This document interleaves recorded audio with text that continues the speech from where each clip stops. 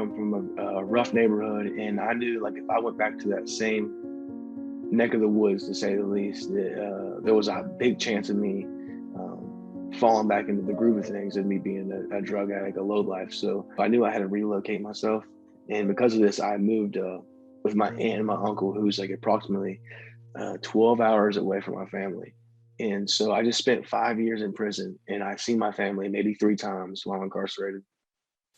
And I got released, and I spent 24 hours with them before I actually had to move.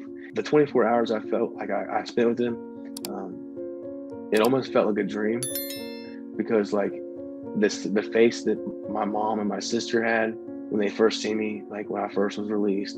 And I remember walking out the gates, and that's the first person I seen was my sister's face and my mom, and they were crying, and they were, smiling, and it was happy tears, and they were just so happy to see me. And they knew I was clean, and they knew I had been clean. And they knew what was going on, and they knew that I had motivation to be successful. And it was like my mom told me she was proud of me, and she's like, Michael, I'm so proud of you. You have the world in your hands. You can be anything you want to be in life.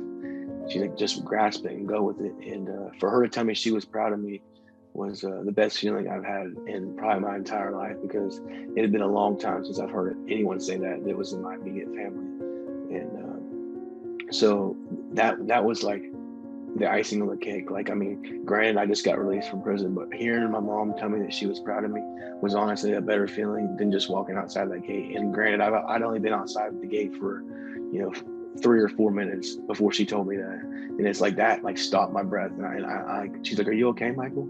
I'm like, I'm fine, Mom. I'm like, it's just been a long time since I've heard that. And she's like, I love you. And I was like, I love you. I'm like, let's get out of here, because we're still in the parking lot. Like, let's get out of here. So we leave, and we go to my sister's house. And like I said, I'd only had 24 hours to spend with them before I had to get on the plane. And for anyone who's ever been incarcerated, they know, like, it's very scary, because I rode in a car twice. I mean, 3 times in 5 years. So other than like going to court.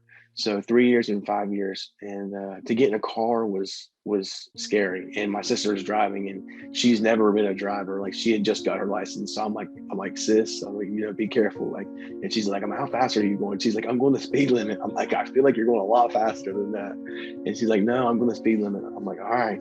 So I'm nervous and I'm scared. And I had a bunch of emotions like flooding my body, and it was amazing. I was in like a trance, to think that, like, just the blessings that fell upon me of knowing that I had been released. And then I go to my sister's house, and they had this surprise party for me, and all my friends had showed up. Well, the friends that I had, they were like, we're doing good and we're clean, and the ones that I wanted to see.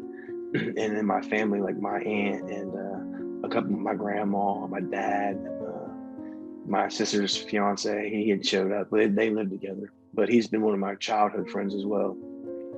So I had a good 5-6 friends. I had all my immediate family showed up, and we had a cookout at my sister's house, and I got to spend the day with everybody.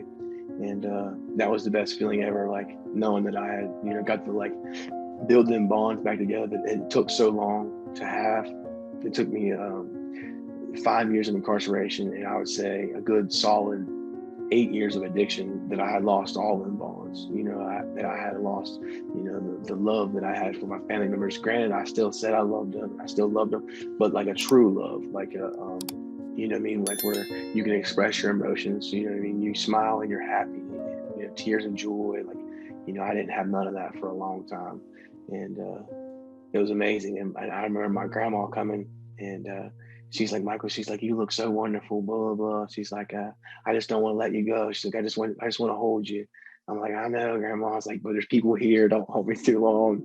And she's awesome. She's amazing. And she's like, you look so good. And we got some pictures taken and stuff. So, and I played with my nephews. I have 3 nephews. And so I'm spending time with the kids and stuff. And I got some videos, and so now I'm able to look back and watch these videos and watch these pictures and stuff. So the feeling of building them bonds back with them was amazing. And knowing that I'm capable of that, and I'm capable of remending the relationship that I had lost with friends and other family members as well, is mind blowing. Knowing that it's possible, that we do recover, and it's possible to get your life back.